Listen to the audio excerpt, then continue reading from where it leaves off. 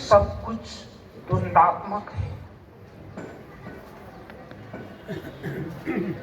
द्वंदात्मक उसे कहते हैं जो विरोधी रूप में साथ साथ होते हुए चलते हों। जैसे अच्छे और बुरे ये साथ साथ रहें, जैसे सत्संगी और कुसंगी, साधना परायण और साधना मार्ग से विपरीत दिशा की ओर चलने वाले। अगर आप और हम सब चाहें कि ये द्वंदात्मक न हो तो ऐसा संभव नहीं है। इसको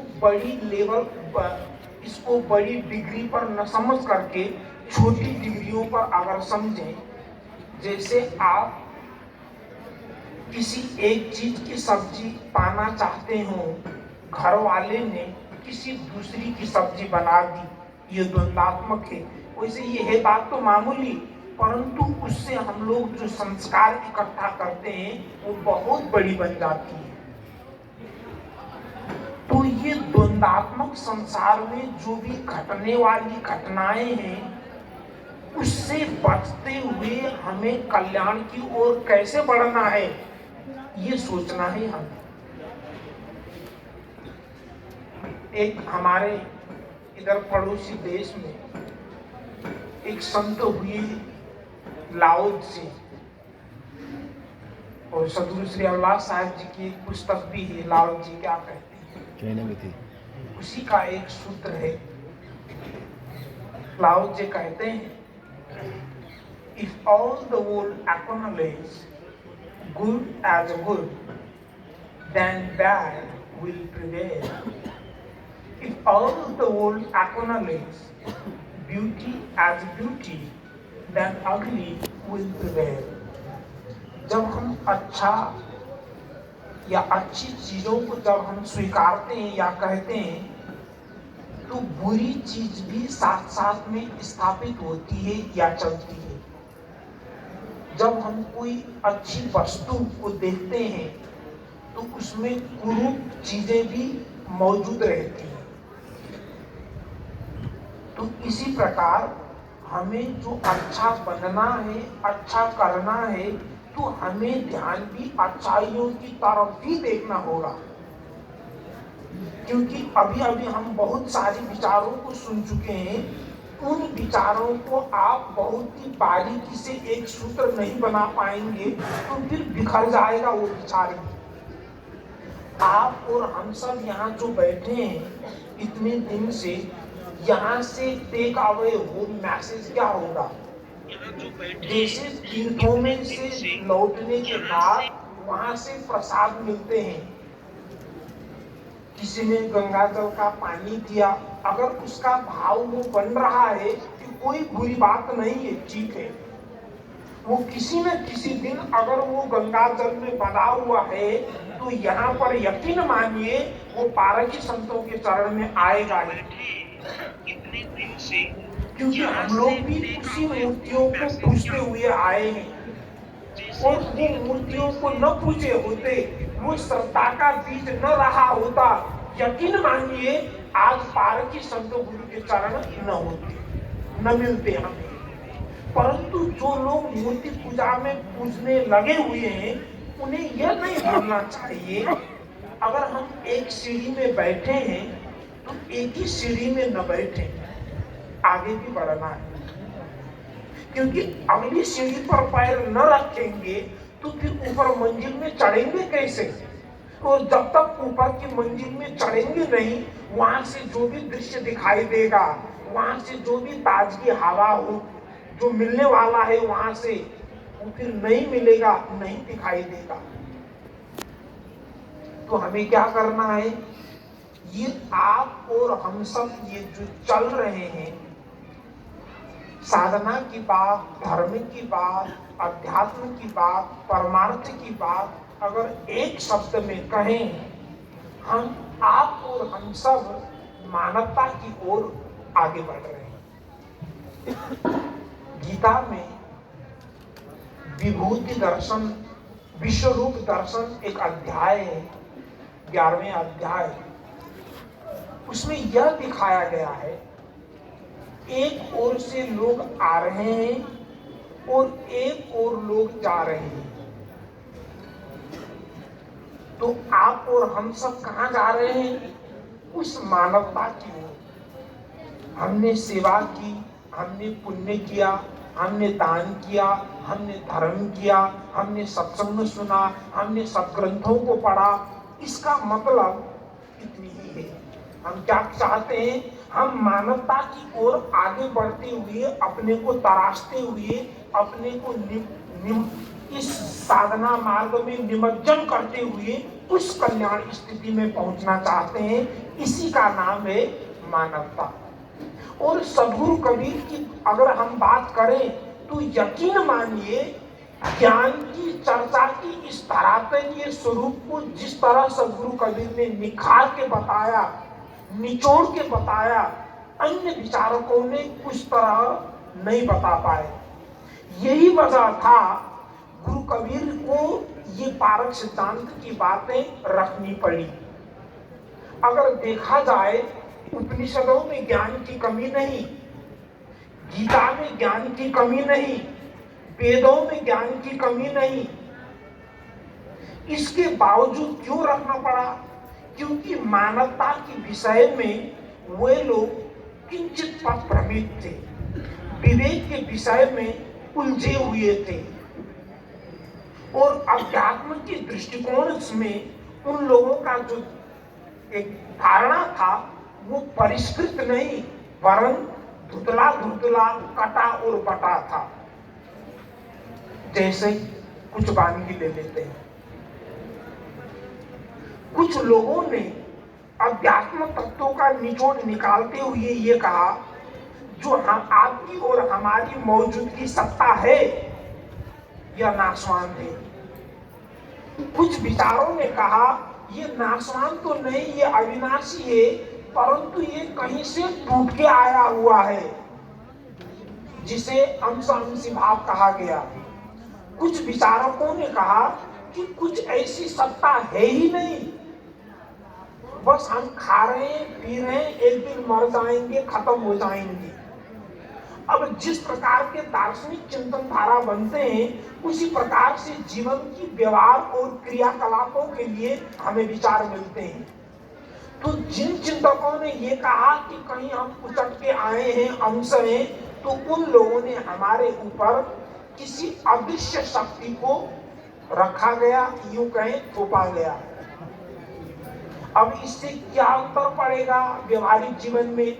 व्यवहारिक जीवन में यह अंतर पड़ेगा, अब हम हमारे कल्याण के लिए, साधना के लिए हम दूसरों के ऊपर निर्भर रहेंगे, हम अपनी जिम्मेदारी नहीं ले पाएंगे। अब सद्गुरु कबीर साहब ने क्या कहा? अपनी जिम्मेदारी खुद ले लो। अभी आप सुन चुके हैं, रहो संभारे राम विचारे, कहता हूं जो पुकारे हो, सूरत से पूज्य साहिब जी से। ये क्या है? ये जिम्मेदारी, क्या जिम्मेदारी अपने कंधों पे लिया गया, खुद ही संभाल के रहो। अन्य जगह क्या बात बतलाई गई? आप हमारे यहाँ आइए, आपके पाप की निवृत्ति के लिए हम तपश्चर्या करेंगे, आपको नाम दान देंगे, स्वर्ग की टिकट देंगे। और उसमें जोड़ते जाइए, मैं ज्यादा जोड़ना नहीं चाहूंगा। बातें बतलाई गई परंतु कंधों पे नहीं रखा गया। और मानव समाज को सदैव से अपनी जो जिम्मेदारी है, अगर उसकी रेस्पॉन्सिबिलिटी से उसको दूर कर दिया जाए तो ये बातें लोगों को हमेशा अच्छी लगी है। अगर कर्तव्यों को उसके ऊपर डाल दिया जाए तो घबराता है इंसान। और धार्मिक जगत की सबसे बड़ी कमजोरी और सबसे बड़ी भूल भुलैया यही है। इसलिए जिन जिन संप्रदायों ने कर्मों की जिम्मेदारी उनके कंधों पर दी, वहां पर भीड़ कम लगी।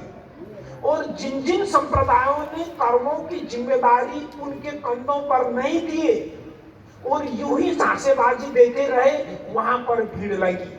जैसे गुरु कबीर के सत्संगों को जो लोग समझते हैं, हजम करते हैं, लोग देखिए वैसे हम कम तो नहीं है,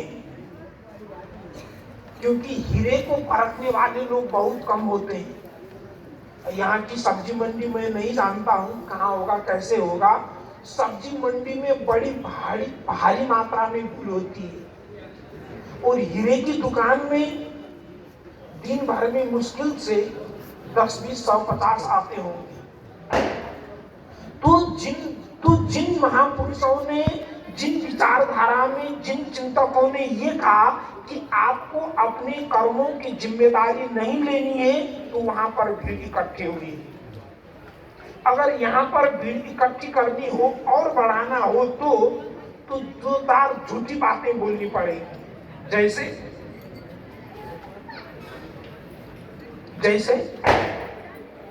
कि सदगुरु पूर्ण साहेब की इस पुण्य तिथि पर आपके समस्त कुलों के पितरों का उद्धार किया जाएगा और अखंड यज्ञ किया जाएगा। यज्ञों में चढ़ बढ़कर सहयोग करें तो लोग कूद पड़ेंगे, क्योंकि हमें कुछ करना नहीं है। जो खाना है खा लीजिए, जो पीना है पी लीजिए, मुंह में ठूसते जाइए, भरते जाइए, मुंह को चूल्हा बनाइए, लाल पीला हरा जलता रहेगा। इसमें लोग आएंगे भाई, हाँ हमारे पिताजी के नाम पर श्राद्ध करना है, हाँ हमारे दादे के नाम पर तर्पण करना है, यज्ञ करना है। तो वहां पर लोग जम गए। अभी नई ताजी बात है, तकरीबन 1 महीने पहले हम लोग काशी में थे। बोट में चढ़ना था नैया पर, तो इधर जो श्राद्ध कराने वाले वो बिठा ली, संकल्प कर ली। फिर संकल्प कराने के बाद वो कहते हैं अब 11,000 रखिए। अब आप लोग जो भी श्राद्ध करवाए होंगे वो संकल्पों के बाद उठा नहीं जाता। कि इतने धार्मिक तपस्वियों के देश है ये भारत, लोग तो साधु संतों के लिए भी टोपी पहनाने बैठे हैं। ये अजीबोगरीब बात है। एक जगह मंदिर में थे, महाराज जी पूजा करवाएं आपके लिए चले, वो फूल लेके आए। मैंने कहा मैं खुद करवाता हूँ। वो मेरे ऊपर दोबारा देखने लगा, अच्छा महाराज फूल तो खरीद लो। मैंने कहा मंत्राभिषेक करेंगे। कुछ नए शब्द मैंने भी बोल दिया। जब मैंने मंत्राभिषेक कहा तो उसने दोबारा टटोला, क्योंकि ऐसा कुछ होता नहीं। मंत्राभिषेक मतलब मूर्ति के सामने मंत्रों से ही अभिषेक कर, ऐसा मान के रखा है लोगों ने। उसने गौर से देखा मुझे, कुछ कह नहीं पाया। तो वो संकल्प जब किए, जो श्राद्ध करने बैठे थे यजमान, उन्होंने कहा मैं 11 नहीं दूंगा। तो वो बोले आपको 6,000 तो रखना ही पड़ेगा। आपको सच बताऊं, इसको मैं मनगढ़ंत कहानी और न जोड़ूं, इतने में हम उससे उस पार जाना था, क्या हुआ पता नहीं चला। इन सारे कर्मकांडों के चलते, इन सारी जिम्मेदारियों को हमारे कंधों से हटाने के चलते एक चीज की बहुत बड़ी हानि हुई, वह है मानवता की हानि हुई, वह है अध्यात्म की हानि हुई, वह है विवेकवाद की हानि हुई। इसलिए गुरु कबीर ने कहा था मानुष तेरा गुण बड़ा। यह था गुरु कबीर का मानवतावाद। गुरु कबीर ने धार्मिक कृत्यों पर विवेक करने का राय दी। उन्होंने कहा कहाँ कबीर ते बाँचिए जाके हृदय विवेक। यह था उनका विवेकवाद। और उनका अध्यात्मवाद, पूर्व दिशा हरि को वासा, पश्चिम अल्लाह मुकामा, दिल में खोज दिलैमा खोजो यही करीमा रामा, यह अध्यात्मवाद था। अब भारतीय दर्शनों में, इन परंपराओं में, धार्मिक कृत्यों में विवेक विचार न करने की वजह से आज ये ऋषियों का देश, मुनियों का देश, दार्शनिकों का देश, यहाँ केवल कर्म कांड को ही धर्म समझने लगे, धर्म मानने लगे, इसमें मानवता खो ही गई। और हमारे पारखी संत गुरुजनों का जो शिक्षा है, दीक्षा है, वो और कुछ नहीं है, मानवतापन पे। एक विदेशी दार्शनिक ने कहा था, हम मानव नहीं हैं, मानव जैसे दिखते हैं। उनके शब्द थे, we appear as a human beings, but we are humanoid. Humanoid robot को कहते हैं, जो कृत्रिम मानव हो। हम दिखते इंसान हैं, परंतु आप और हमारा भाग्य देखिए, हम मानवता की पथ पर आगे बढ़ रहे हैं। बाकी सारे लोग मानवता से विमुख इसलिए हो रहे हैं, क्यों? क्योंकि सही शिक्षा दीक्षा समझ नहीं मिली, क्योंकि जाको जैसे गुरु मिला ताको तैसी सुनी। अगर वैदिक साहित्यों को टटोला जाए तो वैदिक साहित्यों, जो वैदिक ऋषियों का चिंतन धारा था, इससे भिन्न नहीं था। मुख्य बातों पर देखा जाए तो हमारे वैदिक ऋषियों ने कहा था, मनुर्भव जनया दैव्यम जन्म। मनुर्भव, मनुष्य बनो। देखिए, कर्मकांडी बनो, पाखंडी बनो, तीर्थाटन करो नहीं कहा गया, पहले मनुष्य बनो और मानव की मानवता की तरह देखो, व्यवहार करो। ये बात वैदिक ऋषियों ने कहा था। मनुर्भव, जनया, पैदा करो, मनुष्य बनो और अच्छे मनुष्य को पैदा करो। दिव्यम जन्म, अच्छा जन्म। अगर ऐसा नहीं होगा, फिर आदमी नहीं रहेंगे, फिर कैलकुलेटर रहेंगे। कैलकुलेटर में क्या किया जाता है? हिसाब देखा जाता है। एक व्यक्ति को मैंने देखा, कैलकुलेट किया, अच्छा इस व्यक्ति से मुझे क्या बेनिफिट हो सकता है, क्या लाभ मिल सकते हैं, तो मैंने उस व्यक्ति को नहीं देखा, उस व्यक्ति के परम तत्व को न देख करके उस व्यक्ति को कैसे मैं यूज करता हूं, मेरी बुद्धि यूटिलिटी वैल्यू में चला गया। जो भी आप अर्थशास्त्र के जानकार होंगे, यहाँ पर अर्थशास्त्र का एक सूत्र है, यूटिलिटी वैल्यू। मतलब किसी चीज को किस प्रकार हम उपयोग कर सकते हैं। तो यूटिलिटी वैल्यू अगर मानवता से विमुख रहेंगे हम, तो ये पतन की ओर ले जाने वाला है। मुझे छोटी सी चर्चा याद आ गई, शायद मेरी समय पूरा हो गया, मैं चर्चा को लंबा न खींचूं। तो यूटिलिटी वैल्यू को, अगर यूटिलिटी वैल्यू में अगर मानवतावाद नहीं रहेगा, तो केवल फिर अर्थवाद इसमें आ जाएगा।